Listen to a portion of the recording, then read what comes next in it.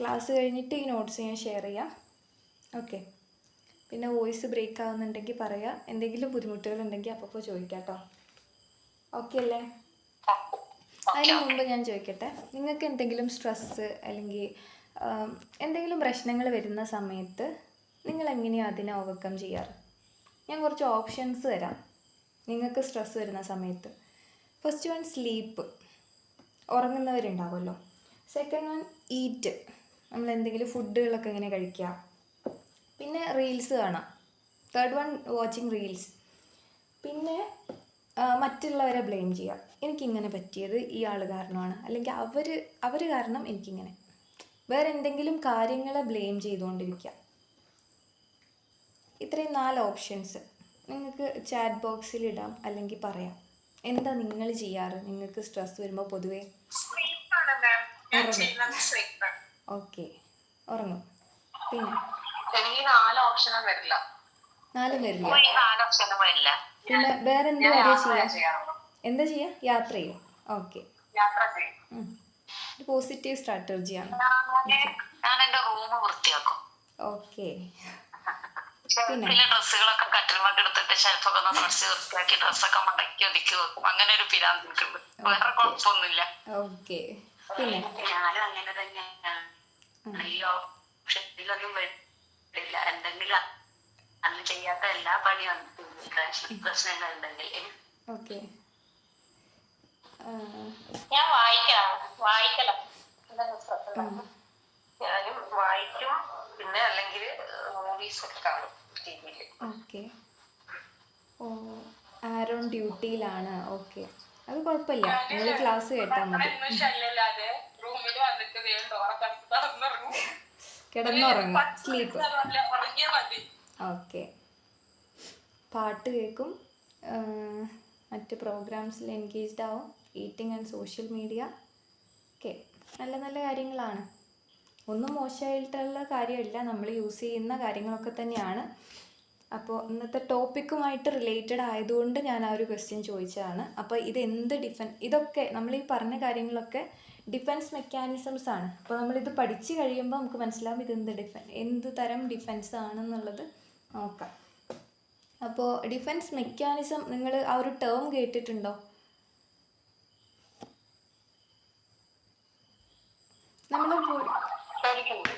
Okay.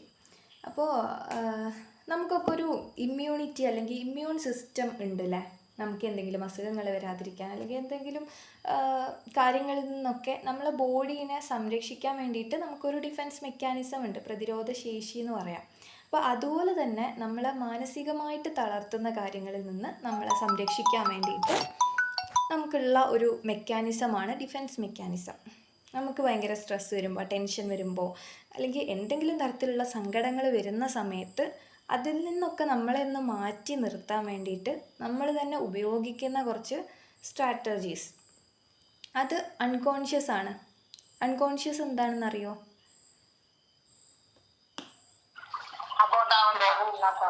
അതെ. Okay. അപ്പോൾ മൈൻഡിൻ്റെ different പാർട്സായിട്ട് നമുക്ക് പറയാം. മൈൻഡിനെ 3 പാർട്സായിട്ട് നമുക്ക് പറയാം: conscious, sub conscious and unconscious.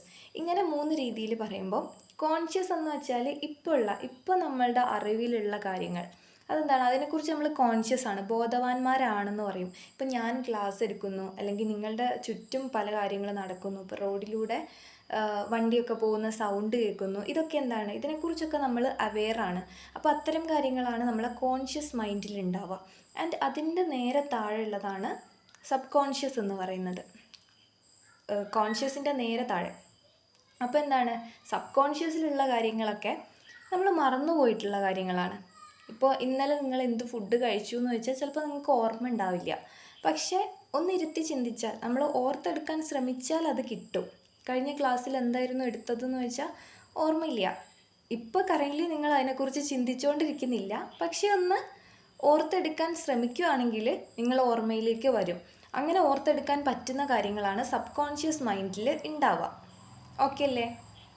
And അതിനും താഴെയാണ് അൺകോൺഷ്യസ്. അതായത് നമ്മളുടെ ഓർമ്മയിലില്ലാത്ത ഓർത്തെടുക്കാൻ ശ്രമിച്ചാലും ഓർമ്മയിലേക്ക് വരാത്ത കാര്യങ്ങളാണ് അൺകോൺഷ്യസ് എന്ന് പറയുന്നത്, നമ്മളുടെ അബോധാവസ്ഥയിലുള്ള കാര്യങ്ങൾ. അപ്പോൾ ഇങ്ങനെ 3 ടേംസ് ഞാൻ പറഞ്ഞു എന്നുള്ളൂ. നമ്മൾ ഇടയ്ക്ക് അൺകോൺഷ്യസ് കോൺഷ്യസ് എന്നൊക്കെ പറയുമ്പോൾ അത് എന്താണെന്ന് നമുക്ക് ഓർമ്മ വേണം. അപ്പോൾ അൺകോൺഷ്യസ് എന്ന് പറയുമ്പോൾ നമ്മൾ ഒട്ടും അവെയർ അല്ല ഈ ഒരു കാര്യം നമ്മളുടെ ഉള്ളിൽ.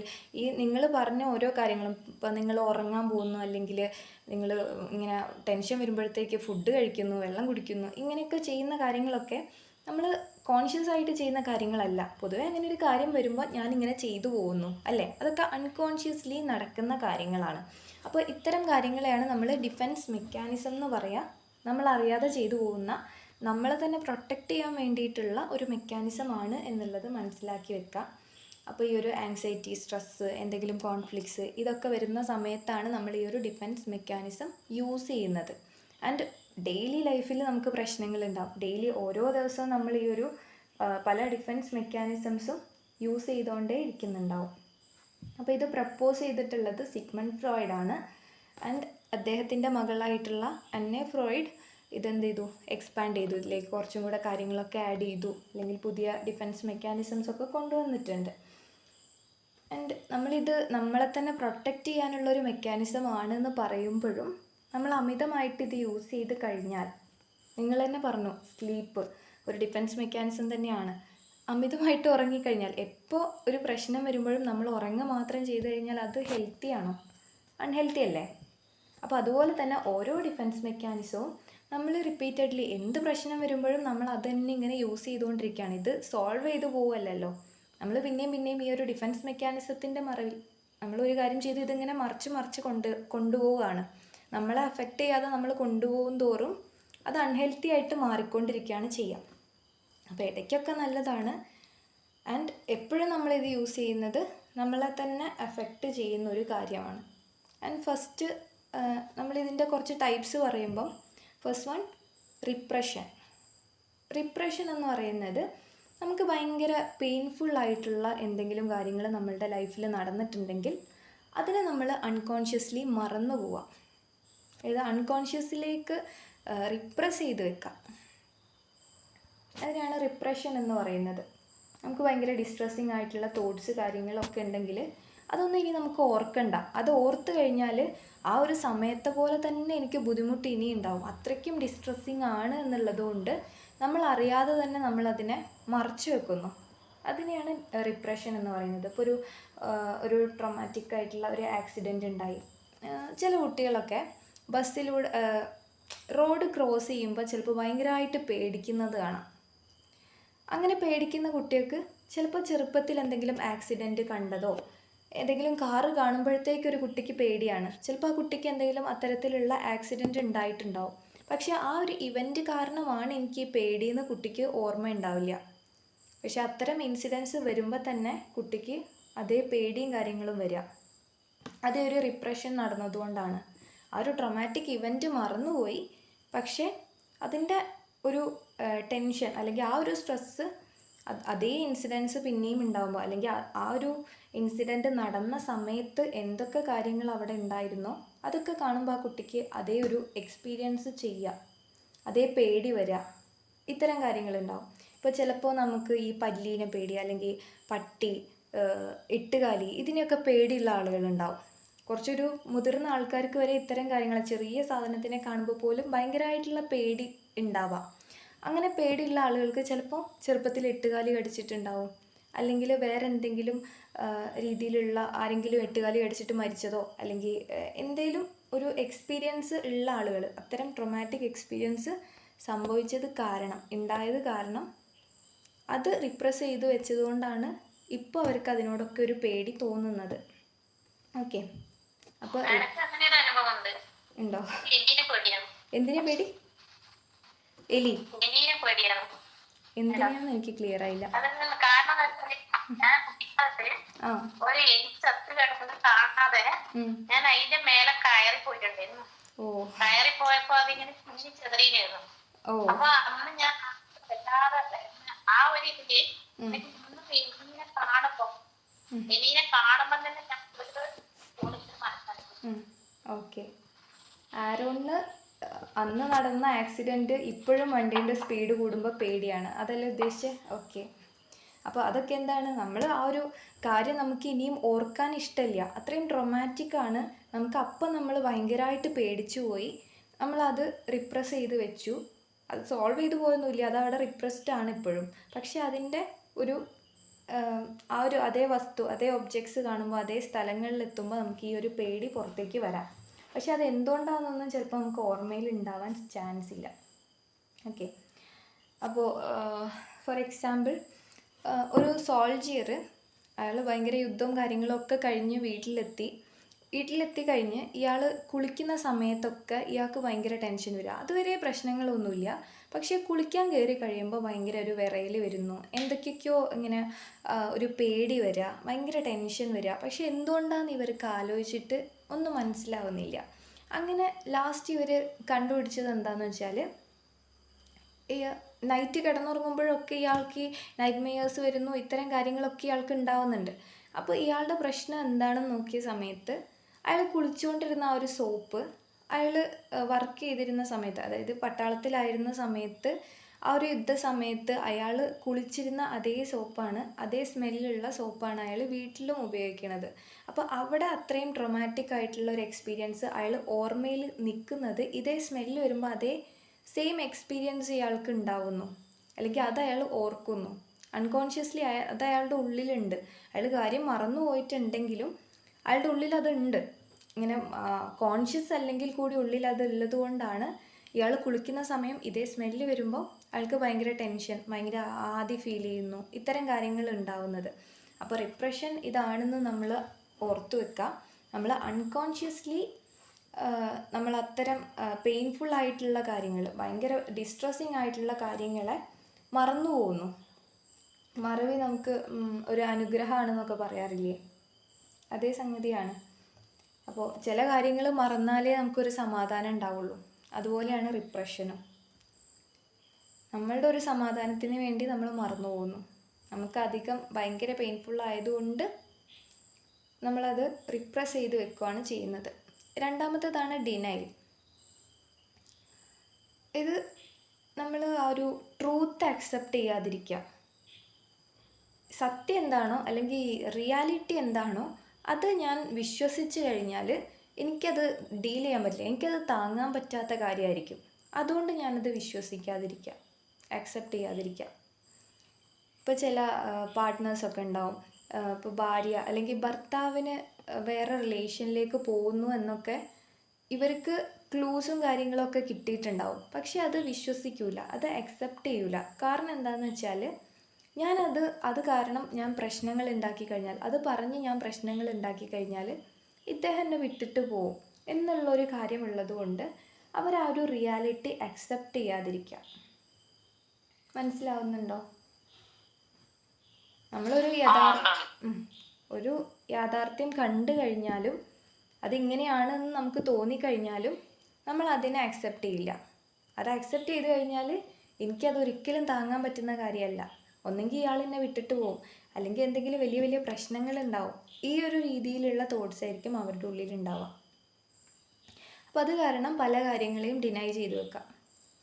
അപ്പോൾ ഇങ്ങനെ നമ്മൾ നേരത്തെ പറഞ്ഞ ആ ഒരു പാർട്ട്ണറിൻ്റെ കേസിലാണെന്നുണ്ടെങ്കിൽ തുടക്കത്തിൽ ചിലപ്പം അവർക്ക് വേറെ ആൾക്കാരുമായിട്ട് ചാറ്റ് ചെയ്യുന്നത് കാണുന്നു, അല്ലെങ്കിൽ മോശമായിട്ടുള്ള രീതിയിൽ എന്തെങ്കിലും കാര്യങ്ങൾ കാണുക കേൾക്കുകയൊക്കെ ചെയ്യുന്നുണ്ടാവും. പക്ഷെ ഞാനിത് കാണുന്നില്ല കേൾക്കുന്നില്ല എന്നുള്ള രീതിയിൽ അത് ഡിനൈ ചെയ്തു പോകുന്ന സമയത്ത് പ്രശ്നങ്ങളൊന്നും ഇല്ലാതെ പോകും. പക്ഷെ കുറേ കഴിയുമ്പോഴായിരിക്കും അത് വലിയ വലിയ പ്രശ്നങ്ങളായിട്ട് മാറുന്നത്. നമ്മൾ അതപ്പം മനസ്സിലാക്കി അതിന് ഇടപെട്ടിരുന്നെങ്കിൽ ചിലപ്പോൾ നന്നായി പോകാവുന്നൊരു കാര്യം നമ്മൾ ഡിനൈ ചെയ്ത് അത് വലിയൊരു പ്രശ്നമായിട്ട് മാറുന്നുണ്ടാവും. ചിലപ്പോൾ അത് ഡിവോഴ്സിൽ വരെ എത്തി നിൽക്കുമ്പോഴായിരിക്കും ഇതിങ്ങനെ ആയിരുന്നു എന്ന് നമ്മൾ മനസ്സിലാക്കുന്നത്, അല്ലെങ്കിൽ അതിനെ അക്സെപ്റ്റ് ചെയ്യുന്നത് അപ്പോഴായിരിക്കും. ഓക്കെ. അപ്പോൾ അതുകൊണ്ടാണ് ഈ ഫാമിലി തെറപ്പിക്കൊക്കെ പോകുന്ന സമയത്ത് ചിലപ്പോൾ ഭയങ്കര ആൽക്കഹോളിക് ആയിട്ടുള്ള ഒരു പേഴ്സൺ ആണെങ്കിലും അയാൾ പറയും, ഞാൻ അത്രമാത്രം ഒന്നും കഴിക്കുന്നില്ല എന്ന് പറയും. അങ്ങനെ പറയാൻ കാരണം എന്താ? ഞാൻ ഭയങ്കര മദ്യപാനിയാണെന്ന് പറഞ്ഞു കഴിഞ്ഞാൽ ഈ വീട്ടിലുണ്ടാവുന്ന പ്രശ്നത്തിനൊക്കെ കാരണം ഞാനാണെന്നുള്ളത് എല്ലാവരും അറിയും, അല്ലെങ്കിൽ എല്ലാവരും എന്നെ കുറ്റപ്പെടുത്തും. ആ കാരണം കൊണ്ട് ഞാൻ ആ സത്യാവസ്ഥ അക്സെപ്റ്റ് ചെയ്യില്ല, ഞാൻ കുറച്ചൊക്കെ കഴിക്കുന്നുള്ളൂ. ആ ഒരു രീതിയിൽ സംസാരിക്കാം. അപ്പോൾ ഇതിനെയൊക്കെയാണ് നമ്മൾ ഡിനൈൽ എന്ന് പറയാം. അപ്പോൾ ട്രൂത്ത് എന്താണോ അത് അക്സെപ്റ്റ് ചെയ്യുന്നതിൽ നിന്ന് റെഫ്യൂസ് ചെയ്യാം. അതിനെയാണ് ഈ ഒരു ഡിഫെൻസ് മെക്കാനിസം കൊണ്ട് ഉദ്ദേശിക്കുന്നത്. ദെൻ പ്രൊജക്ഷൻ എന്ന് വെച്ചാൽ നമ്മൾ പലപ്പോഴും ഈ ഓരോ കാര്യങ്ങളും നമ്മളും അറിയാതെ തന്നെ ചെയ്തു പോകുന്ന കാര്യങ്ങളാണ്. Blaming others for your own feelings. നമ്മളുടെ ഫീലിങ്സിന് മറ്റുള്ളവരെ നമ്മൾ ബ്ലെയിം ചെയ്യാം, കുറ്റപ്പെടുത്താം.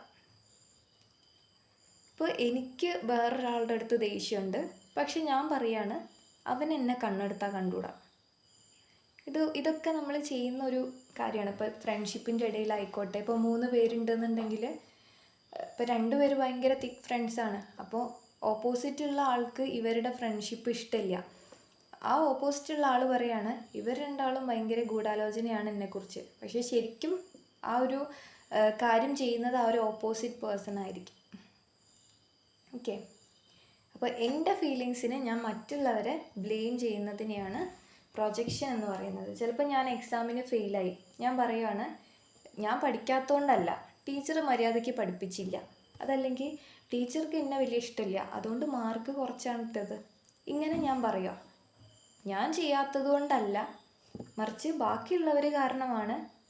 അപ്പോൾ നമ്മൾ നേരത്തെ ഒരു എക്സാമ്പിൾ, ഞാൻ നേരത്തെ നിങ്ങൾക്ക് സ്ട്രെസ് വരുമ്പോൾ എന്താ ചെയ്യാമെന്ന് ചോദിച്ചപ്പോൾ ഞാൻ പറഞ്ഞിരുന്നു മറ്റുള്ളവരെ ബ്ലെയിം ചെയ്യുക എന്നുള്ളത്. ഓക്കെ, അപ്പം ഇതിന് കാരണക്കാർ മറ്റുള്ളവരാണ്, അല്ലെങ്കിൽ എൻ്റെ ഫീലിങ്സൊക്കെ അവർ കാരണം എന്നുള്ള രീതിയിൽ പറയുന്നതിനെയാണ് പ്രൊജക്ഷൻ എന്നതുകൊണ്ട് ഉദ്ദേശിക്കുന്നത്. ഓക്കെ, ചിലപ്പോൾ നമ്മളെ കൂടെ വർക്ക് ചെയ്യുന്ന ആൾക്കാരൊന്നും നമുക്ക് ഇഷ്ടമുണ്ടാവില്ല, പക്ഷെ നമ്മളെന്താ പറഞ്ഞുകൊണ്ട് നടക്കുക, അവർക്കൊന്നും എന്നെ ഇഷ്ടമില്ല, അവരെപ്പോഴും എന്നെക്കുറിച്ച് പരദൂഷണവും പറഞ്ഞ് അങ്ങനെ നടക്കുകയാണെന്ന് പറയും. ശരിക്കും അതൊക്കെ ചെയ്യുന്നത് നമ്മളായിരിക്കും. അപ്പോൾ അതും ഒരു ഡിഫെൻസ് മെക്കാനിസമാണ്. Then displacement.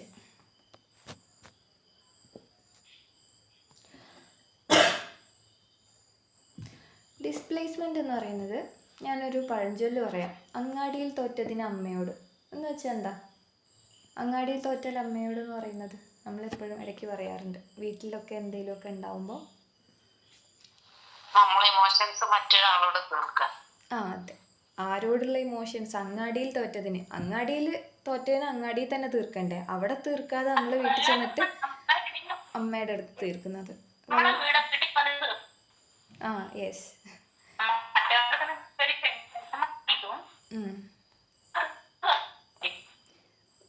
ബ്രേക്ക് ആവുന്നുണ്ട്, എന്നാലും അതിൽ നിന്ന് ഞാൻ മനസ്സിലാക്കി എടുക്കുന്നുണ്ട്. വത്സല പറയുന്നത് ക്ലിയർ അല്ല, വോയിസ് ബ്രേക്ക് ആവുന്നുണ്ട്.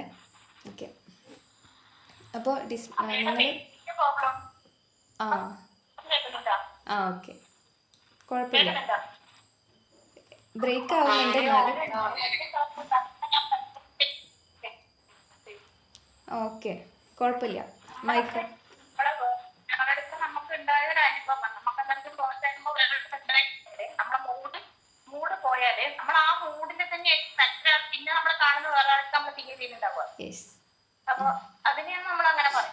അതെ, സെയിം കാര്യമാണ്. നമ്മളിപ്പം ഓഫീസിൽ പോയി അവിടെ മൈക്കൊന്ന് ഓഫ് ചെയ്യോ? ഓക്കെ, അപ്പോൾ നമ്മളിപ്പോൾ ഓഫീസിൽ വർക്ക് ചെയ്യുന്നു, അവിടുന്ന് നമ്മളുടെ മാനേജർ നമ്മളെ ചീത്ത പറഞ്ഞു എന്ന് വിചാരിക്കാം. നമുക്ക് തിരിച്ച് ചൂടായി കഴിഞ്ഞാൽ നമ്മൾക്ക് പണിഷ്മെൻറ്റ് കിട്ടും, അല്ലെങ്കിൽ നമ്മളെ ജോലിയിൽ നിന്ന് പറഞ്ഞു വിടും. അതായത് നമ്മളുടെ ഒരു അതോറിറ്റി ഫിഗർ ആയിട്ടുള്ള ഒരാൾ, നമ്മളെക്കാളും സുപ്പീരിയർ ആയിട്ടുള്ള ഒരാളോട് നമ്മൾ തിരിച്ചെന്തെങ്കിലും പറഞ്ഞു കഴിഞ്ഞാൽ നമ്മൾക്ക് പണിഷ്മെൻറ്റ് കിട്ടുക, നമ്മളെ ജോലിയിൽ നിന്ന് പിരിച്ചുവിടുക, സാലറി കട്ട് ചെയ്യുക, ഇങ്ങനെ പല കാര്യങ്ങളും സംഭവിക്കും. അതുകൊണ്ട് തന്നെ അവിടെ നമുക്കത് പറയാൻ പറ്റില്ല. നേരെ മറിച്ച് നമ്മൾ എന്ത് ചെയ്യും? നമ്മൾ വീട്ടിൽ പോയിട്ട് ഒന്നെങ്കിൽ വൈഫിൻ്റെ അടുത്ത് ചീത്ത പറയും, അല്ലെങ്കിൽ നമ്മളെ കുട്ടികളുണ്ടെങ്കിൽ അവരുടെ അടുത്ത് ആവശ്യമില്ലാതെ ദേഷ്യപ്പെടും, അല്ലെങ്കിൽ എന്തെങ്കിലും ഒബ്ജക്ട്സിന് ഇപ്പം ചെയർ എടുത്ത് നിലത്തിടുക, അല്ലെങ്കിൽ കയ്യിലുള്ള എന്തെങ്കിലും സാധനങ്ങൾ എറിയുക, ഇങ്ങനെയൊക്കെ ആയിരിക്കും നമ്മൾ ആ ഒരു ദേഷ്യം തീർക്കുന്നത്. നമ്മളോടൊന്നും തിരിച്ച് ചെയ്യില്ല, നമ്മളെ തിരിച്ച് ഉപദ്രവിക്കില്ല എന്നുള്ള ആ ഒരു സേഫ് സ്പേസിൽ മാത്രമേ നമ്മൾ ആ ഒരു ദേഷ്യം പ്രകടിപ്പിക്കുള്ളൂ. അതിനെയാണ് ഡിസ്പ്ലേസ്മെൻ്റ് എന്ന് പറയുന്നത്. ഓക്കെ, ചിലപ്പോൾ നമ്മളോട് തന്നെ നമുക്ക് ദേഷ്യം കാണിക്കാം, ചിലപ്പോൾ ടീച്ചേഴ്സ് നമ്മളെ വഴക്ക് പറഞ്ഞു, നമുക്ക് തിരിച്ചൊന്നും ചെയ്യാൻ പറ്റില്ലല്ലോ. അതുകൊണ്ട് തന്നെ നമ്മൾ ചിലപ്പോൾ സ്വയം എന്തെങ്കിലും ഉപദ്രവിക്കുക, അല്ലെങ്കിൽ ഡെസ്കിനൊക്കെ ഒരു ചവിട്ട് കൊടുക്കുക, ഈ രീതിയിൽ നമ്മൾ ചുമരിനിട്ട് ഇടിക്കുക. കുട്ടികൾ എപ്പോഴും കാണിക്കുന്ന ഒരു ബിഹേവിയറാണത്. ചിലപ്പോൾ തിരിച്ചൊന്നും ചെയ്യാൻ പറ്റിയില്ലെങ്കിൽ അവർ കാലുകൊണ്ട് അടുത്തുള്ള ഒബ്ജക്ട്സിനെ തൊഴിക്കുക, ഇത്തരം കാര്യങ്ങൾ കാണിക്കുന്നതാണ്. ഓക്കെ, ഞാൻ ചെറുപ്പത്തിൽ ഇങ്ങനെയായിരുന്നു, ഡിസ്പ്ലേസ്മെൻറ്റ് നല്ല രീതിയിൽ കാണിക്കുമായിരുന്നു. ഇപ്പോൾ എന്തെങ്കിലുമൊക്കെ എടുത്ത് എറിഞ്ഞ് പൊട്ടിക്കും. പക്ഷേ ഇപ്പം അതില്ല കേട്ടോ, ഇപ്പം മാറി. ഇപ്പം നമ്മൾ ഓരോന്നും പഠിച്ച് വരുമ്പോൾ ഇതിങ്ങനെയാണെന്നുള്ളൊരിതിൽ ഓക്കെ. അപ്പോൾ ഞാൻ ചെറുപ്പത്തിൽ നമ്മളെ അടിച്ചുവിട്ട് വാരുന്ന സംഗതിയൊക്കെ ഇല്ലേ, അതൊക്കെ അമ്മ ചിലപ്പം ദേഷ്യത്തിൽ എന്തെങ്കിലും ചീത്ത പറഞ്ഞു കഴിഞ്ഞാൽ കയ്യിൽ കിട്ടുന്നത് ഇതൊക്കെ ആയിരിക്കും. അത് നിലത്തിട്ടെറിഞ്ഞ് ആ ഒരു സൗണ്ട് കേൾക്കുമ്പോൾ നമുക്ക് ദേഷ്യത്തിലാണെന്നുള്ളത് അറിയിക്കാൻ വേണ്ടിയിട്ട് അതിൻ്റെ പുറത്ത് തീർക്കും. അപ്പോൾ അത് പൊട്ടിക്കഴിയുമ്പോൾ അതിനുള്ള അടിയും കിട്ടും. അപ്പോൾ ഞാൻ ഡിസ്പ്ലേസ്മെൻറ്റ് പഠിക്കുമ്പോൾ എപ്പോഴും അത് ഓർക്കും. ഓക്കെ, അപ്പോൾ നമ്മൾ ഇങ്ങനെയൊക്കെയാണ് നമ്മളുടെ ദേഷ്യത്തിനെ ഡിസ്പ്ലേസ് ചെയ്യും. ആ ഒരു സ്ഥാനം മാറ്റുക. ഒരാളോടുള്ളത് വേറൊരാളുടെ അടുത്ത് നമ്മൾ എക്സ്പ്രസ് ചെയ്യാം. അതൊരിക്കലും നമ്മളെ തിരിച്ച് ഉപദ്രവിക്കുന്ന ആളുടെ അടുത്തായിരിക്കില്ല. നമ്മൾ പറയുന്നത് കേൾക്കും, അല്ലെങ്കിൽ നമ്മളെ തിരിച്ച് അടിക്കുകയോ ഇടിക്കുകയോ ചെയ്യില്ല എന്നുള്ള ആൾക്കാരുടെ അടുത്തായിരിക്കും നമ്മൾ ഈ ഒരു ദേഷ്യം തീർക്കുന്നുണ്ടാവുക. ഓക്കെ, അപ്പോൾ അതാണ് ഡിസ്പ്ലേസ്മെൻറ്റ്. ഓക്കെ ആണോ? മനസ്സിലാവുന്നുണ്ടോ? ഓക്കെ ആണോ?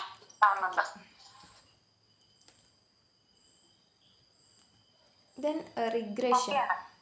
ഓക്കെ, അടുത്തതാണ് റിഗ്രഷൻ. റിഗ്രഷൻ എന്ന് പറഞ്ഞാൽ നമ്മൾ കുട്ടികളെ പോലെ ബിഹേവ് ചെയ്യുക. നമുക്കൊരു സ്ട്രെസ്സ് വരുന്ന സമയത്ത് കുട്ടികളെ മാതിരി നമ്മൾ ബിഹേവ് ചെയ്യാൻ ശ്രമിക്കും. നമ്മൾ ഉറങ്ങാൻ പോവില്ലേ, നേരത്തെ പറഞ്ഞില്ലേ ഒരു ഡിഫെൻസ് പറഞ്ഞിട്ടുണ്ടായി, ഞാൻ വേഗം പോയി കിടന്ന് ഉറങ്ങുമെന്ന് ആരൊരാൾ പറഞ്ഞിരുന്നു. അതൊരു ഡിഫെൻസ് മെക്കാനിസമാണ്. അത് കുട്ടികൾ കാണിക്കുന്ന പോലെയാണ്, ഒരു ചൈൽഡ് ലൈക്ക് ബിഹേവിയർ കാണിക്കുക. നമുക്ക് ഭയങ്കര സ്ട്രെസ്സ് വരുന്ന സമയത്ത് ഓടിപ്പോയി കിടന്നുറങ്ങും. അപ്പോൾ അത് ചെറിയ യങ്ങർ ചിൽഡ്രൻ തൊട്ട് അഡൾട്ടായിട്ടുള്ള ആളുകൾ വരെ ഈ ഒരു ഡിഫെൻസ് മെക്കാനിസം ഉപയോഗിക്കാറുണ്ട്. ചിലപ്പോൾ വാശി പിടിച്ച് കരയും.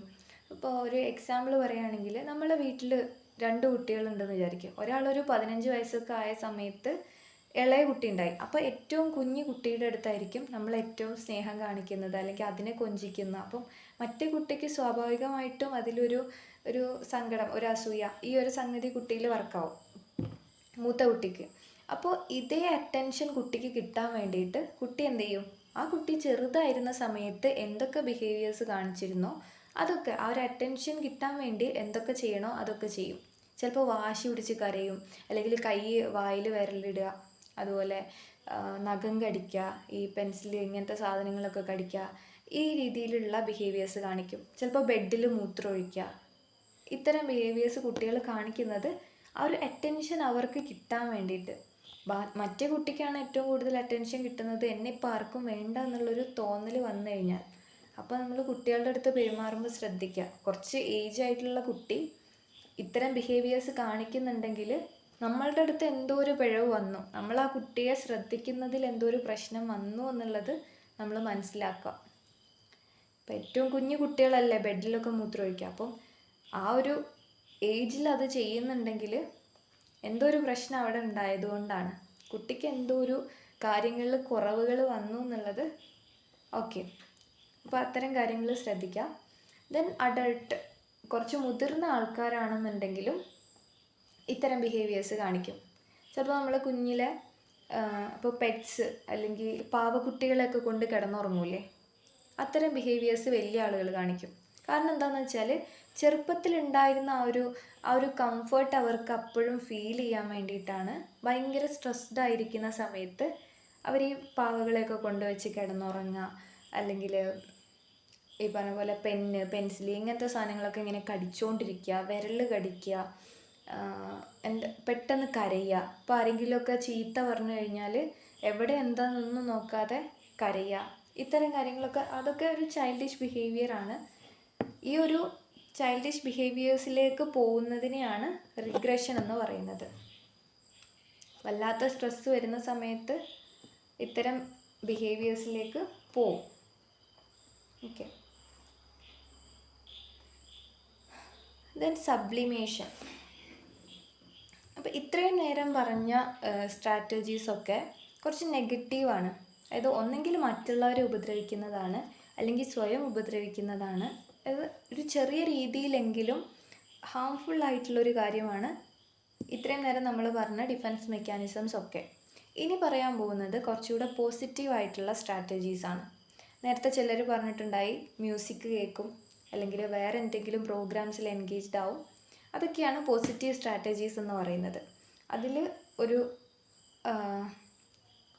ഒരു മെക്കാനിസമാണ് സബ്ലിമേഷൻ. സബ്ലിമേഷൻ എന്ന് പറയുന്നത് നമ്മളുടെ നെഗറ്റീവായിട്ടുള്ള ഇമോഷൻസിനെ പോസിറ്റീവ് വേയിലേക്ക് കൊണ്ടുവരാം, പോസിറ്റീവ് ആക്ഷൻസ് ആക്കി മാറ്റുക. നമുക്ക് ഭയങ്കര സങ്കടം വരുന്ന സമയത്ത് ഒന്നെങ്കിൽ കഥ എഴുതുക, കവിത എഴുതുക, അല്ലെങ്കിൽ ഒന്ന് ജേർണലിങ് ചെയ്യുക, അല്ലെങ്കിൽ പെയിൻറ്റ് ചെയ്യുക. ഇവിടെ കുറേ എഴുത്തുകാരുണ്ടെന്ന് ഞാൻ അറിഞ്ഞു. ഈ എഴുത്തുകാരൊക്കെ എങ്ങനെയാണ് എഴുത്തിലേക്ക് എത്തിയത്? എഴുത്ത് സ്റ്റാർട്ട് ചെയ്തത് എങ്ങനെയാണ്? ഞാൻ ഇന്നലെ അതിനെ കുറിച്ച് പറഞ്ഞിട്ടുണ്ടായിരുന്നു. സെയിം ഇതുപോലെ തന്നെ ഭയങ്കര സ്ട്രെസ് കൂടിയപ്പോഴാണ് ഒന്നും ചെയ്യാണ്ട് ഒരു ലേസിനെസ് വന്നു. അപ്പൊ അങ്ങനെ ലേസിനെസ് വന്ന സമയത്താണ് ഒന്ന് ഡൈവേർട്ട് ചെയ്തത്. ഞാൻ തന്നെ സെൽഫായിട്ട് ഒന്ന് ഡൈവേർട്ട് ചെയ്തത് എന്റെ ശ്രദ്ധ മുഴുവൻ. അപ്പൊ അതിപ്പോ ബുക്കായിട്ട് പബ്ലിഷ് ചെയ്തു. ചെറുപ്പം മുതലേ എഴുതുവോ? അല്ലെങ്കിൽ ചെറുപ്പം മുതല് ഉണ്ടായിരുന്നു.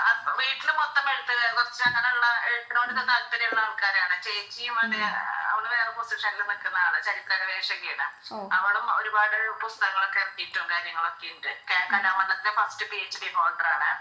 അപ്പൊ അങ്ങനെ ഇവിടെ ഞങ്ങൾ ആഫ്രിക്കയിലായിരുന്നു. അപ്പൊ ഇവിടുത്തെ ഏട്ടന്റെ പാരന്റ്സിന് വയ്യാണ്ടായപ്പോ നാട്ടില് സെറ്റിൽ ആയതാ. അപ്പൊ പാരന്റ്സിന് അച്ഛൻ മരിച്ചു. അത് കഴിഞ്ഞതിന് ശേഷം അമ്മ പറ്റ വയ്യാണ്ടേ. അപ്പൊ അമ്മേനെ ശുശ്രൂഷിക്കല് മാത്രമായിട്ട് വീട് മാത്രമായിട്ട് അങ്ങോട്ട് ഒതുങ്ങി. അങ്ങനെ ഒതുങ്ങി കഴിഞ്ഞപ്പോ അങ്ങോട്ട് എന്താ പറയാ, മെന്റലി ഞാൻ അങ്ങനെ പോയിക്കൊണ്ടിരുന്നു എനിക്ക് മനസ്സിലായി. അപ്പൊ ഞാന് ഇങ്ങനെ ഒന്ന് പഠിച്ചു നോക്കിയതാണ്.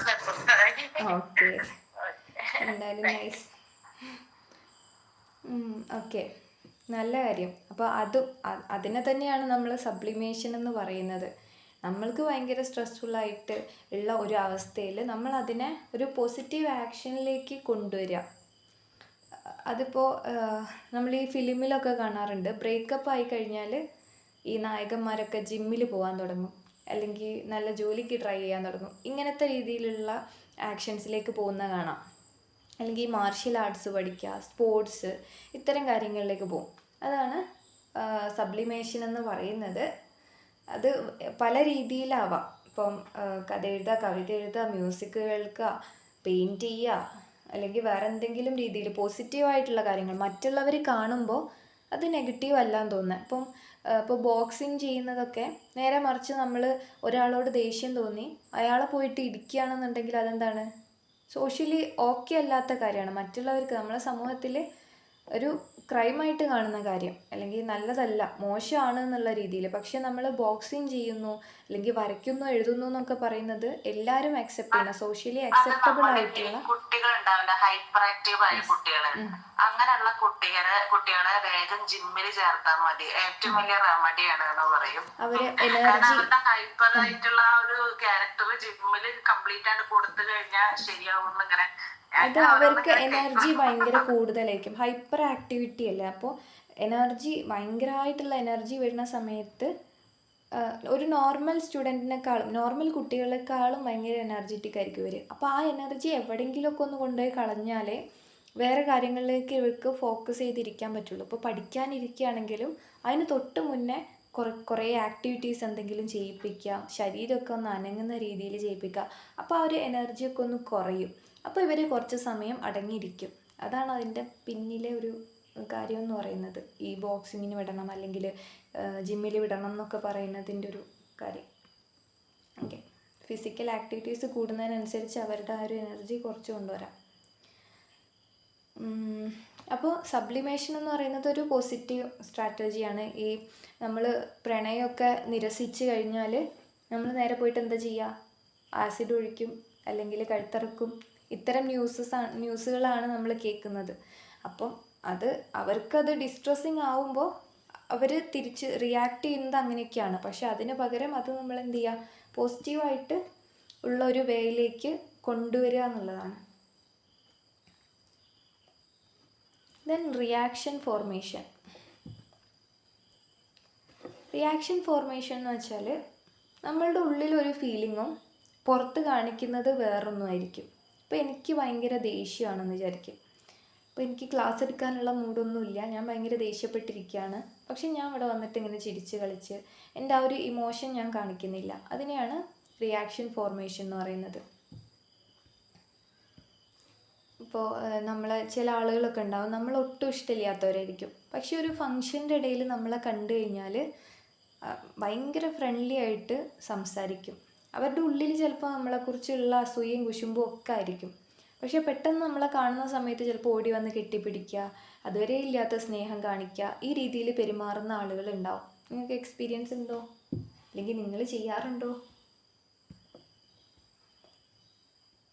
ഞാൻ ചെയ്യാറുണ്ട്. ഓക്കെ. എനിക്ക് എക്സ്പീരിയൻസ് ഉണ്ട്, ഞാൻ ചെയ്യാറില്ല. അത് നമ്മളറിയാതെ തന്നെ ചെയ്തു പോകുന്ന ചില കാര്യങ്ങളായിരിക്കും. ഇഷ്ടമില്ല എന്നുള്ളതൊക്കെ തുറന്നു പറയാൻ പറ്റില്ല, അപ്പൊ പിന്നെ അങ്ങനെ എങ്ങനെ? ഓക്കെ. ആ വ്യക്തിയോട് ഇഷ്ടമില്ല എന്നുള്ളതൊക്കെ പറയാൻ പറ്റുന്നില്ല. അപ്പൊ പിന്നെ കാണുമ്പോ ഫോൺ കോണ്ടാക്ട് കാര്യങ്ങളൊന്നുമില്ല, നേരിട്ട് കാണുമ്പോ ചിരിക്കുക, സംസാരിക്കുക, അത്രേ ഉള്ളൂ. കൂടുതലായിട്ട് അങ്ങോട്ട് മിംഗ്ലിങ് ചെയ്യാറുമില്ല. എന്നാലോ വെറുപ്പാണോ എന്ന് വെച്ചാൽ വെറുപ്പാണ്. ഓക്കെ, കുറച്ചൊക്കെ നല്ല കാര്യമാണത്. നമ്മൾ ആ ഒരു ഒരാളോട് ദേഷ്യം ഉണ്ടെന്ന് വിചാരിച്ചിട്ട് നമ്മൾ ഓടിപ്പോയിട്ട് അവരുടെ അടുത്ത് പറയാ. നമ്മളെ പുറകിൽ നിന്ന് കൊട്ടുന്ന കുറെ ആളുകളില്ലേ? ഓക്കെ. അങ്ങനത്തെ ഒന്നാണ്. കൂടെ നിന്നിട്ട് ഈ ബാക്കിൽ നിന്ന് കുത്തുന്ന പരിപാടി ഉണ്ടല്ലോ. ഓക്കെ. അങ്ങനെയുള്ളൊരു ദേഷ്യമാണ്. എങ്ങനെയായാലും നമ്മൾ അത്തരം ആളുകളുടെ അടുത്ത് നമ്മൾ തിരിച്ചിങ്ങനെ ചൊറിയാൻ പോയി കഴിഞ്ഞാൽ അത് കൂടുകയുള്ളൂ. അപ്പോൾ അതിനേക്കാൾ നല്ലത് നമ്മൾ ചിരിച്ച് നമ്മളുടെ കാര്യങ്ങൾ നോക്കിയിട്ട് പോവുക എന്നുള്ളതാണ്. അതല്ല, നമുക്ക് സോൾവ് ചെയ്യാനുള്ളൊരു കാര്യമാണെന്നുണ്ടെങ്കിൽ ഓപ്പണായിട്ട് പോയിട്ട് കമ്മ്യൂണിക്കേറ്റ് ചെയ്യുക. ഇങ്ങനൊരു പ്രശ്നമില്ലേ, ഇങ്ങനെ ചോദിക്കുന്നതുകൊണ്ട് കുഴപ്പമില്ല. ഓക്കെ. എന്നിട്ടത് പറഞ്ഞിട്ട് എനിക്ക് ഇങ്ങനെ ഫീൽ ചെയ്തു. ഓപ്പണാക്കാൻ ശ്രമിച്ചാലും അതിന്റെ രീതിയിൽ എടുക്കുന്ന ഒരു ക്യാരക്ടർ അല്ല, അതിങ്ങോട്ട് വലിച്ചു മുറുകി കേസായിട്ട് വലുതാക്കുന്ന ഒരു ക്യാരക്ടർ ഉള്ള ഒരു വ്യക്തി. ഓക്കെ. അപ്പൊ പിന്നെ ഉണ്ടാകുന്നതാണ് നല്ലതെന്ന് തോന്നി. അതാകുമ്പോൾ നമ്മൾ ചിരിച്ചിട്ട് അങ്ങ് പോവാം, നമുക്കും കുഴപ്പമില്ല അവർക്കും കുഴപ്പമില്ല. അതല്ലാന്നുണ്ടെങ്കിൽ ഓപ്പൺലി പറയാം, എനിക്ക് ഇങ്ങനെ ഫീൽ ചെയ്തു, നിങ്ങൾ എന്തുകൊണ്ട് അങ്ങനെ ചെയ്തു. ആ ഒരു കോൺവെർസേഷൻ എപ്പോഴും നല്ലതാണ്. നമ്മൾ ചിലപ്പോൾ ആ ഒരു തെറ്റിദ്ധാരണ മൂലം എന്തെങ്കിലും പ്രശ്നങ്ങളൊക്കെ വന്ന് നടക്കുന്നവരുണ്ടാവും. അപ്പോൾ അത് നമ്മൾ ആ ഒരു കമ്മ്യൂണിക്കേഷൻ ഗ്യാപ്പ് വരരുത്. ഓക്കെ. അപ്പോൾ റിയാക്ഷൻ ഫോർമേഷൻ എന്ന് പറഞ്ഞാൽ അത്രേ ഉള്ളൂ. ചിലപ്പോൾ നമുക്ക് തന്നെ നമ്മൾ സ്വയം ചെയ്യുന്നൊരു കാര്യമാണ്, നമുക്ക് തന്നെ ഒരു സെൽഫ് ഡൗട്ട് ഉണ്ടാവും. ഞാൻ ചെയ്താൽ റെഡി ആവുമോ, അല്ലെങ്കിൽ എനിക്കൊന്നിനും കഴിയില്ല എന്നാണ് തോന്നുന്നത്, എനിക്ക് നന്നായിട്ട് പെർഫോം ചെയ്യാൻ പറ്റില്ലല്ലോ, അല്ലെങ്കിൽ ഞാൻ ചെയ്താൽ ആളുകളൊക്കെ കളിയാക്കുമല്ലോ.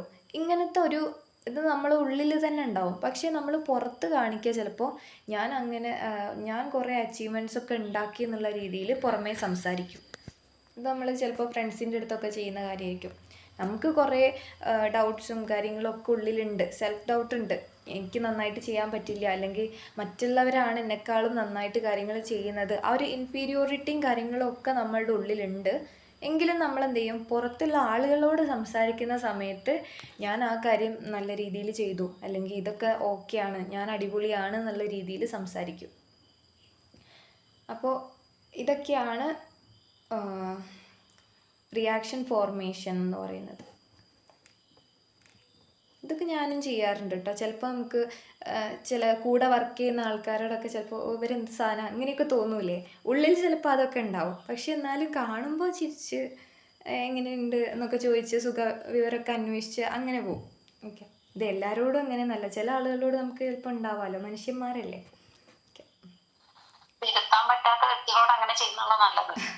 ഓക്കെ, ശരിയാണ്. ദെൻ ഇൻ്റലക്ച്വലൈസേഷൻ. ഇൻ്റലക്ച്വലൈസേഷൻ എന്ന് വെച്ചാൽ നമ്മൾ ലോജിക്സ് മാത്രമേ നോക്കുകയുള്ളൂ. ലോജിക്സ് മാത്രം നോക്കാന്നല്ല, ഇമോഷൻസ് മാത്രം നോക്കി കഴിഞ്ഞിട്ട് കാര്യമില്ല. അതുകൊണ്ട് നമ്മൾ കുറച്ച് ഫാക്ട്സിലേക്കും കൂടെ ഫോക്കസ് ചെയ്യണം. അതായത് ചിലപ്പോൾ നമ്മളെ വീടുകളിലൊക്കെ ഈ ആളുകൾ മരിക്കുന്ന സമയത്ത് പുരുഷന്മാരായിരിക്കും കൂടുതൽ കാര്യങ്ങളൊക്കെ അറേഞ്ച് ചെയ്യുന്നുണ്ടാവുക. ആളുകളെ വിളിച്ചറിയിക്കുക, അതുപോലെ പന്തൽ, ഫുഡ്, ഇങ്ങനത്തെ കാര്യങ്ങളൊക്കെ അറേഞ്ച് ചെയ്യുന്നത് പുരുഷന്മാരായിരിക്കും.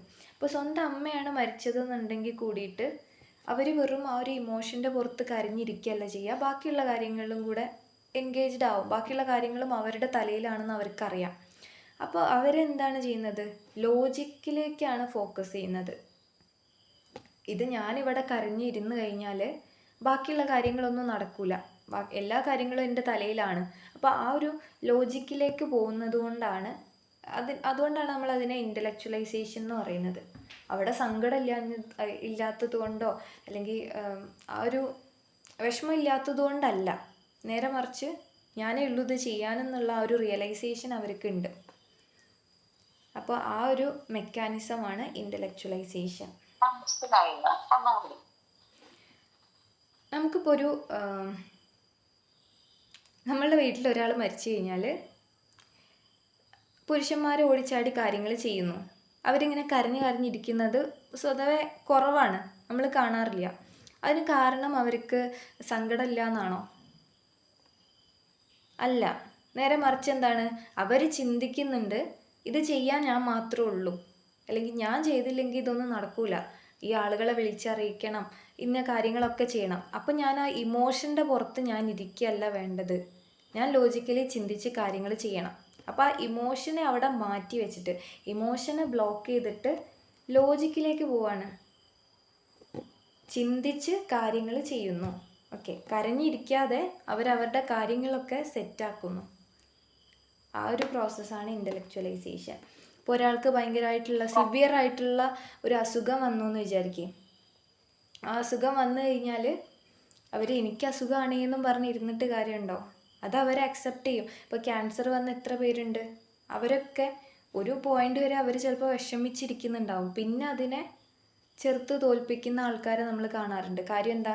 അവർ ലോജിക്കലി ചിന്തിക്കും, ഞാൻ കരഞ്ഞിരുന്ന് അങ്ങനെ ഇരിക്കുകയുള്ളൂ, ഈ അസുഖം എനിക്കെന്തായാലും വന്നു, അതിനെ ഞാൻ അക്സെപ്റ്റ് ചെയ്തേ പറ്റുള്ളൂ, ദെൻ ഞാൻ എന്ത് ചെയ്യണം, ഇത് മാറാനുള്ള വഴികൾ ഞാൻ ചെയ്യണം, ആൻഡ് ഞാൻ സന്തോഷമായിട്ടിരിക്കണം. ഇത്തരം കാര്യങ്ങൾ അവർ ആ ലോജിക്കിലേക്ക് അവർ പോവും. അപ്പോൾ അതാണ് ഇൻ്റലക്ച്വലൈസേഷൻ. അസുഖം വന്നു എന്ന് വിചാരിച്ചിട്ട് മരുന്ന് കഴിച്ച് മാറ്റാം എന്നുള്ള കാര്യങ്ങളിലേക്ക് എത്തുക. എപ്പോഴും കരഞ്ഞതാക്കി ഇരിക്കുകയല്ല ചെയ്യുക, ഇമോഷനെ അവിടെ ബ്ലോക്ക് ചെയ്യും, എന്നിട്ട് ലോജിക്കിലേക്ക് പോകും, ലോജിക്കലി ചിന്തിക്കും. Okay, then compensation. കോമ്പൻസേഷൻ എന്ന് പറയുന്നത്, നമുക്ക് ചില സ്കില്ലുകൾ നമുക്കില്ല, ചില കാര്യങ്ങളിൽ നമ്മൾ ഭയങ്കര ലോ ആണ്, എങ്കിലും നമ്മൾ എന്ത് ചെയ്യും, നമുക്ക് ഉള്ള സ്കില്ലിൽ കൂടുതലായിട്ട് പ്രാക്ടീസ് ചെയ്ത് കൂടുതലായിട്ട് ഫോക്കസ് ചെയ്ത് ആ സ്കില്ലിൽ നമ്മൾ എക്സൽ ചെയ്ത് നിൽക്കാൻ ശ്രമിക്കും. അതിനെയാണ് കോമ്പൻസേഷൻ എന്ന് പറയാം. ഫോർ എക്സാമ്പിൾ, നമ്മളിപ്പോൾ പഠിക്കുന്ന കുട്ടികളുണ്ട്, തീരെ പഠിക്കാത്ത കുട്ടികൾ, ആ ഒരു കഴിവില്ലാത്ത കുട്ടികളുണ്ട്, നല്ല രീതിയിൽ പഠിക്കാൻ കഴിവുള്ളവരും മോശം രീതിയിൽ പഠിക്കുന്ന കുട്ടികളുമുണ്ട്. അപ്പോൾ ഇവരെന്താ ചെയ്യുക, ആ കുട്ടികൾ എനിക്ക് പഠിക്കാനുള്ള കഴിവേ ഇല്ല എന്ന് വിചാരിച്ചിട്ട് ആ ഒരു ഇൻഫീരിയോറിറ്റി കോംപ്ലക്സ് അവർക്ക് ഉണ്ടാവും. എനിക്ക് പഠിക്കാൻ പറ്റുന്നില്ലല്ലോ, മറ്റുള്ള ആളുകൾ എന്നെ കളിയാക്കുമല്ലോ, അല്ലെങ്കിൽ ടീച്ചേഴ്സിനൊന്നും എന്നെ വിലയില്ലല്ലോ, ഫ്രണ്ട്സിന് എന്നെ വിലയില്ലല്ലോ, ഈ ഒരു ചിന്ത അവർക്ക് ഉണ്ടാവില്ലേ? ആ സമയത്ത് അവരെന്ത് ചെയ്യും, അവർക്ക് ചിലപ്പോൾ ഓടാനോ അല്ലെങ്കിൽ വേറെ എന്തെങ്കിലും സ്പോർട്സ് ഐറ്റംസിൽ നല്ല സ്കില്ലുള്ള കുട്ടികളായിരിക്കും. അപ്പോൾ ഇവരെന്ത് ചെയ്യും, എനിക്ക് പഠിച്ചിട്ട് വലിയ ഇതൊന്നും കിട്ടാൻ പോകുന്നില്ല, ഞാൻ എത്ര പഠിച്ചാലും എനിക്ക് കയറില്ല, അപ്പോൾ ഞാൻ എന്താ ചെയ്യേണ്ടത്, ഞാൻ സ്പോർട്സിലേക്ക് പോവാം. അപ്പോൾ സ്പോർട്സിൽ ഇവർ കൂടുതൽ ഫോക്കസ് ചെയ്യും, കൂടുതൽ അതിൽ ട്രെയിൻഡ് ആവും, ദെൻ അതിലവർക്ക് സക്സസ് ആവാൻ വേണ്ടിയിട്ട് ശ്രമിക്കും. അങ്ങനെ നമ്മളുടെ ആ ഒരു കോംപ്ലക്സ് അവിടെ മാറുള്ളൂ. ഒരു ഇൻഫീരിയോറിറ്റി കോംപ്ലക്സ് എനിക്ക് ഉണ്ടെങ്കിൽ അത് മാറണമെങ്കിൽ ഞാൻ എനിക്ക് ഉള്ള ഒരു സ്കില്ലിനെ കൂട്ടിക്കൊണ്ടുവരണം. ഇല്ലാത്ത സ്കില്ലിൽ ഇനി വർക്ക് ചെയ്തിട്ട് കാര്യമില്ല. അപ്പോൾ ഉള്ളൊരു കാര്യത്തിൽ എന്ത് ചെയ്യണം, ഞാൻ കൂടുതൽ പ്രാക്ടീസ് ചെയ്ത് മുന്നോട്ട് വന്നാൽ ബാക്കിയുള്ള ആൾക്കാർക്കൊക്കെ എന്നെ ഇഷ്ടമുണ്ടാവും, അല്ലെങ്കിൽ എല്ലാവരും എന്നെ റെസ്പെക്റ്റ് ചെയ്യും, ഞാനൊന്ന് മെയിനാവും എന്നുള്ളൊരു കാര്യം അവരുടെ ഉള്ളിലുണ്ടാവും. അതാണ് കോമ്പൻസേഷൻ. കോമ്പൻസേറ്റ് ചെയ്യുക, എനിക്കൊരു കഴിവില്ല, അപ്പം ഞാൻ വേറൊരു കാര്യം വെച്ചിട്ട് ഞാൻ അതിനെ കോമ്പൻസേറ്റ് ചെയ്യുന്നു.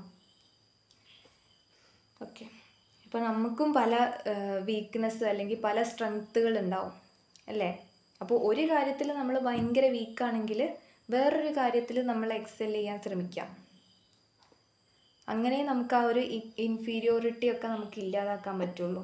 ഒരു സെൽഫ് കോൺഫിഡൻസ് നമുക്ക് ഉണ്ടാവണമെങ്കിലും നമ്മളുടെ സ്കിൽ എന്താണോ അത് കണ്ടുപിടിച്ചിട്ട് അതിൽ കൂടുതൽ ഫോക്കസ് ചെയ്യാം.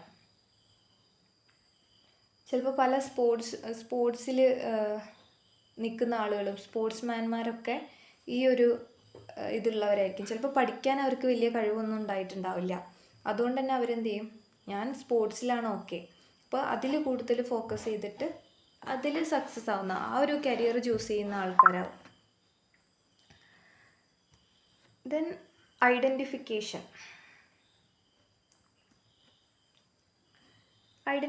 എന്ന് പറയുന്നത് മറ്റുള്ള ആളുകളെ കോപ്പി ചെയ്യാം. ഇപ്പം ഞാൻ എൻ്റെ പ്രിൻസിപ്പിള് ഭയങ്കര അടിപൊളിയാണ്, അല്ലെങ്കിൽ അവർ ഭയങ്കര പക്കയായിട്ട് കാര്യങ്ങൾ ചെയ്യുന്നു, അപ്പോൾ എല്ലാവർക്കും അവരെ റെസ്പെക്റ്റാണ്. അപ്പം ഞാൻ വിചാരിക്കുകയാണ് ഞാനും അതുപോലെ ആവണം, എനിക്കും അവരെ പോലെ കാര്യങ്ങളൊക്കെ അടിപൊളിയായിട്ട് ചെയ്യണം, മറ്റുള്ള ആൾക്കാരുടെ റെസ്പെക്റ്റ് എനിക്ക് വേണം. ആ രീതിയിൽ വിചാരിക്കുമ്പോൾ ഞാൻ അവരുടെ പല കാര്യങ്ങളും ഞാനും ഫോളോ ചെയ്യും. അവരുടെ ഒരു പങ്ക്ച്വാലിറ്റി ഞാനും മെയിൻറ്റെയിൻ ചെയ്യും. ഞാനും അതേ സമയത്ത് വരിക, അവർ സംസാരിക്കുന്ന പോലെ സംസാരിക്കുക, അവർ യൂസ് ചെയ്യുന്ന പോലത്തെ ഡ്രസ്സുകൾ യൂസ് ചെയ്യുക. അങ്ങനെ ഒരു കോപ്പി ക്യാറ്റ് ആവുക. കോപ്പി ക്യാറ്റ് എന്ന് വെച്ചാൽ വേറൊരാൾ എന്തൊക്കെ ചെയ്യുന്നോ അത് നോക്കിയിട്ട് അതുപോലെ നമ്മളും അത് ഇമിറ്റേറ്റ് ചെയ്യുക, അല്ലെങ്കിൽ അത് മോഡൽ ചെയ്യുക. അതിനാണ് ഐഡൻറ്റിഫിക്കേഷൻ എന്ന് പറയുന്നത്. ഇത് നമ്മൾ പല സെലിബ്രിറ്റീസിനെയൊക്കെ കാണുന്ന സമയത്ത് അതുപോലെ നടക്കാൻ, അതുപോലെ ഡ്രസ്സ് ചെയ്യാൻ, ഇപ്പോൾ ആരെങ്കിലും ഒരു റീലിട്ട് കഴിഞ്ഞാൽ ഇത് ക്ലിക്കായി, ഇതെല്ലാവരും ചെയ്യുന്നുണ്ട്, ഇത് എല്ലാവരും അക്സെപ്റ്റ് ചെയ്യുന്നൊരു കാര്യമാണെന്ന് കാണുമ്പോൾ, എല്ലാവർക്കും ഇഷ്ടമാവുന്നൊരു കാര്യമാണെന്ന് കാണുമ്പോൾ നമ്മളും അത് കോപ്പി ചെയ്യാറുണ്ട് ഇല്ലേ? അപ്പോൾ അതിനെയാണ് ഐഡൻറ്റിഫിക്കേഷൻ.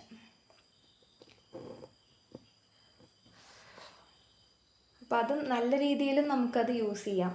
ഇപ്പോൾ പലരുടെയും ലീഡർഷിപ്പ് കണ്ടിട്ട്, അല്ലെങ്കിൽ പല ആളുകളും നല്ല രീതിയിൽ വർക്ക് ചെയ്യുന്നത് കാണുമ്പോൾ ഒക്കെ അതുപോലെ നമുക്കും ആവണം, നമുക്കും അത്രയും നല്ലൊരു പേഴ്സൺ ആവണം എന്നൊക്കെ തോന്നിക്കഴിഞ്ഞാൽ അവരെപ്പോലെ നമ്മളും മിമിക്ക് ചെയ്യുന്നത് കൊണ്ട് വലിയ പ്രശ്നങ്ങളൊന്നുമില്ല. എന്നാലും നമ്മളുടെ പേഴ്സണാലിറ്റി എപ്പോഴും നമ്മൾ കീപ്പ് ചെയ്യുക എന്നുള്ളതാണ്. അത് ഓക്കെ അല്ല, നമ്മളുടെ പേഴ്സണാലിറ്റിയിലും കുറച്ച് പ്രശ്നങ്ങളുണ്ട്, അപ്പം ഞാൻ അയാളെപ്പോലെ അയാൾ ചെയ്യുന്ന കാര്യങ്ങൾ കുറച്ച് നല്ലതാണ്, അപ്പം ഞാൻ അത്തരം കാര്യങ്ങൾ എൻ്റെ ലൈഫിലേക്ക് കൊണ്ടുവരികയാണെങ്കിൽ നല്ലതായിരിക്കും എന്നൊക്കെ തോന്നുകയാണെങ്കിൽ ആ രീതിയിൽ നമ്മൾ മോഡൽ ചെയ്യുകയാണെങ്കിൽ അതും നല്ലൊരു പോസിറ്റീവ് സ്ട്രാറ്റജി ആയിട്ട് പറയാം. രണ്ട് രീതിയിലും വരത്തില്ലേ? പോസിറ്റീവ് ആയിട്ട് ആൻഡ് നല്ല കാര്യങ്ങൾ ചെയ്താൽ നല്ലതാണ്. അതെ, ഒരാളെ ഇമിറ്റേറ്റ് ചെയ്യുമ്പോൾ അത് നെഗറ്റീവ് ഫീലിംഗ് വരും അല്ലേ?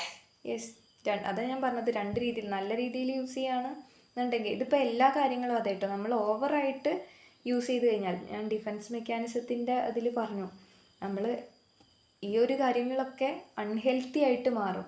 നമ്മളെപ്പോഴും ഇതേ രീതിയിൽ നമ്മൾ ഈ ഒരു ഡിഫെൻസ് മെക്കാനിസംസ് ഒക്കെ യൂസ് ചെയ്തുകൊണ്ടിരിക്കുകയാണെന്നുണ്ടെങ്കിൽ അത് അൺഹെൽത്തി ആണ്. എപ്പോഴും നമുക്കത് യൂസ് ചെയ്യാം എന്നുള്ളതല്ല. ആൻഡ് എല്ലാവരെയും നമുക്ക് മിമിക്ക് ചെയ്യുക, എല്ലാ ആൾക്കാരെയും മോഡൽ ചെയ്യുക എന്ന് പറയുന്നതും നല്ലതല്ല.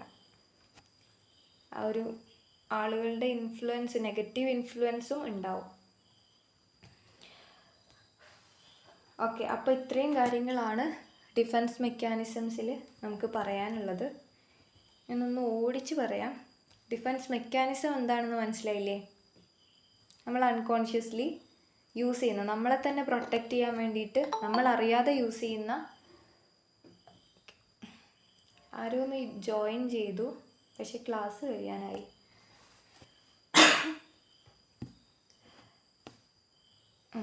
അപ്പോൾ ഡിഫെൻസ് മെക്കാനിസം എന്ന് പറയുന്നത് നമ്മളറിയാതെ നമ്മൾ യൂസ് ചെയ്യുന്ന, നമ്മളെ തന്നെ പ്രൊട്ടക്റ്റ് ചെയ്യാൻ, നമ്മൾ മാനസികമായിട്ട് തളർന്നു പോവാതിരിക്കാൻ വേണ്ടിയിട്ട് നമ്മൾ യൂസ് ചെയ്യുന്ന ചില സ്ട്രാറ്റജീസാണ് ഈ ഒരു ഡിഫെൻസ് മെക്കാനിസം എന്ന് പറയുന്നത്. ദെൻ അതിൽ ഫസ്റ്റ് വൺ റിപ്രഷൻ. റിപ്രഷൻ എന്ന് വെച്ചാൽ നമ്മൾ ഭയങ്കര സ്ട്രെസ്ഫുൾ ആയിട്ടുള്ള ഒരു ഇൻസിഡൻറ്റ് ഉണ്ടായിട്ടുണ്ടെങ്കിൽ അത് നമ്മൾ മറന്നു പോവാം. ചിലപ്പോൾ ഈ സെക്ഷൽ അബ്യൂസൊക്കെ ഉണ്ടായിട്ടുള്ള കുട്ടികളാണെന്നുണ്ടെങ്കിൽ വലുതായി കഴിയുമ്പോൾ ചിലപ്പോൾ അവർക്ക് ആ ഒരു ഇൻസിഡൻറ്റ് ഓർമ്മയേ ഉണ്ടാവില്ല. പക്ഷേ അത് നമുക്ക് എങ്ങനെ മനസ്സിലാക്കാമെന്ന് വെച്ചാൽ, അവർക്ക് ആ ഒരു റിലേഷൻഷിപ്പിലൊന്നും വലിയ ട്രസ്റ്റോ അല്ലെങ്കിൽ ആളുകളെയൊക്കെ ഒരു പേടി ഉണ്ടാവും. ഇങ്ങനത്തെ കാര്യങ്ങളൊന്നും, ഒരു ട്രസ്റ്റ് ഇല്ലായ്മ, എല്ലാവരും എന്നെ വഞ്ചിക്കും എന്നുള്ള തോന്നലുകളൊക്കെ ഉണ്ടാവും. ചിലപ്പോൾ അവർ ട്രീറ്റ്മെൻറ്റ് എടുത്ത് കുറച്ച് കഴിയുമ്പോഴായിരിക്കും ഇവർക്ക് ഇങ്ങനെ ഒരു ട്രോമാറ്റിക് എക്സ്പീരിയൻസ് ഉണ്ടായിട്ടുണ്ട്, സെക്ഷൽ അബ്യൂസ് ഉണ്ടായിട്ടുണ്ട് എന്നുള്ളതൊക്കെ പിന്നെയാവും മനസ്സിലാവുക. അവർ ഈ കാരണം കൊണ്ടാണ് അവർക്ക്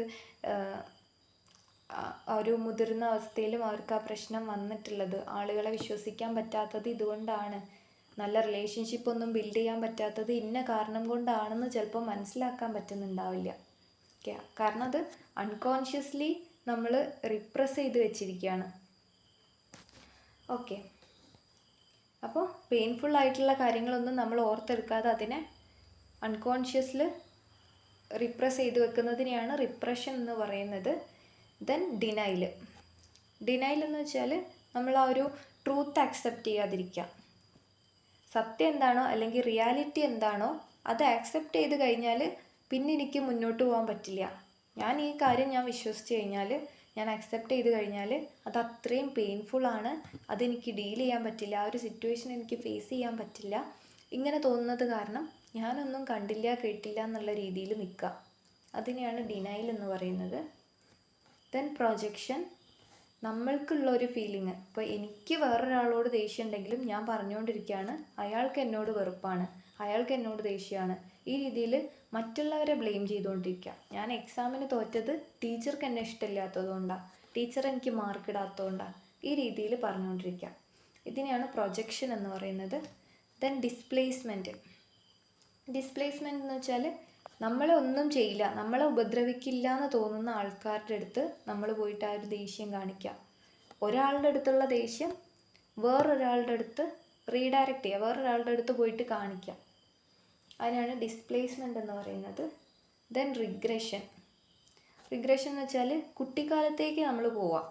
കുട്ടിയായിരുന്നപ്പോൾ നമ്മൾ എന്തൊക്കെയാണോ ചെയ്തിരുന്നത് അതിലേക്ക് നമ്മൾ മടങ്ങിപ്പോവാം. ഭയങ്കര സ്ട്രെസ്സും പെയിനും ഒക്കെ വരുന്ന സമയത്ത് ഒന്നെങ്കിൽ നമ്മൾ വേഗം പോയി കിടന്നുറങ്ങുക, അല്ലെങ്കിൽ ഓവർ ഈറ്റിംഗ്, അതല്ലെങ്കിൽ പെൻസിൽ പെൻ ഇതൊക്കെ കടിക്കുക, നഖം കടിക്കുക, വായിൽ വിരലിടുക, ഇത്തരം കാര്യങ്ങളിലേക്ക് പോവും. അല്ലെങ്കിൽ വാശി പിടിച്ച് കരയുന്നുണ്ടാവും. എത്ര മുതിർന്ന ആളായാലും ചിലപ്പോൾ പെട്ടെന്ന് കരയുന്നുണ്ടാവും. അവരൊക്കെ എന്താണ്, റിഗ്രഷനാണ് ഉപയോഗിക്കുന്നത്. മറ്റുള്ളവരുടെ അറ്റൻഷൻ കിട്ടണം, അവരെന്നെ ഓക്കെ ആക്കണം, ഈ രീതിയിലുള്ളൊരു തോട്ട് അവരുടെ ഉള്ളിലുണ്ടാവും. ദെൻ സബ്ലിമേഷൻ എന്ന് പറയുന്നത് പോസിറ്റീവ് സ്ട്രാറ്റജി ആണെന്ന് പറഞ്ഞു.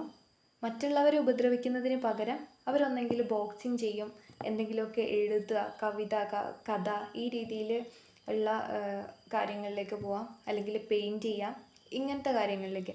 മറ്റുള്ളവർക്കോ തനിക്കോ ഹാംഫുൾ ആവാതെ പോസിറ്റീവായിട്ടുള്ള വേയിൽ അവരുടെ സ്ട്രെസ്സിനെ ഒഴിവാക്കുക.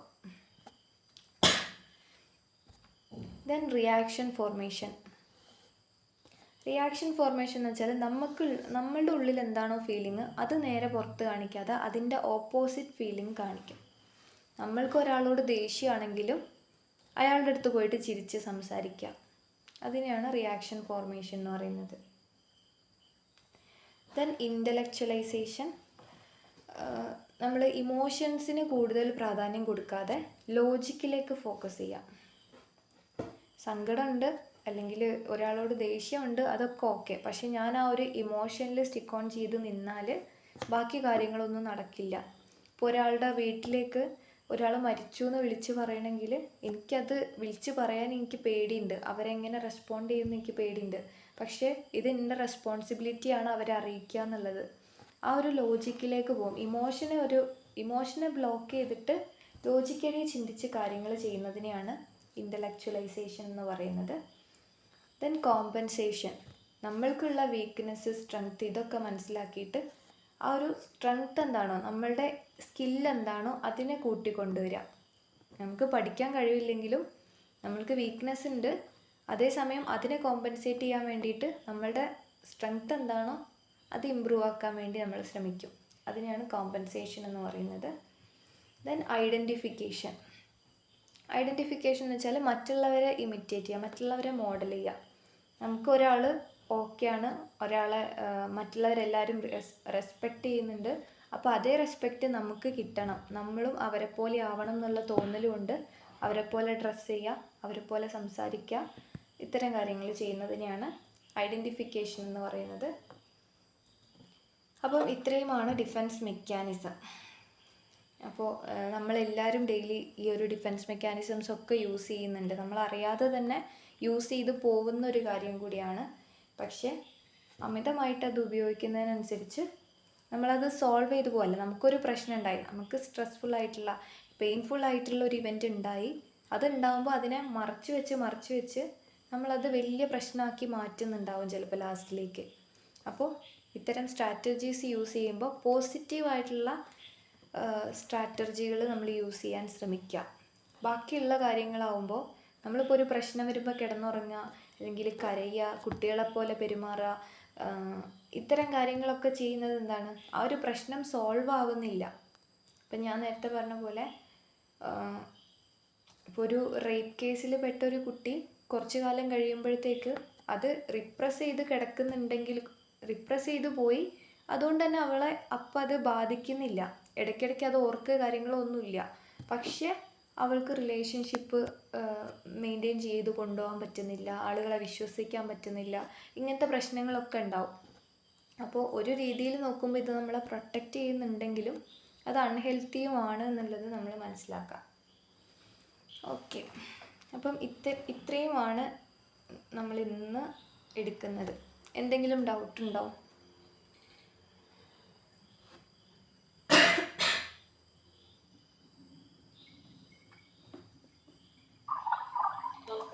മനസ്സിലാവുന്നുണ്ടോ? അല്ലെങ്കിൽ എന്തെങ്കിലും മനസ്സിലാവാത്തതുണ്ടോ?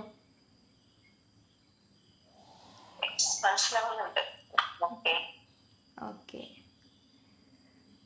അങ്ങനെയാണെങ്കിൽ നമുക്ക് വൈൻഡപ്പ് ചെയ്യാം. അതല്ല, ഇനി എന്തെങ്കിലും ഡൗട്ട്സ് ഉണ്ടെങ്കിൽ നിങ്ങൾക്ക് ചോദിക്കാം.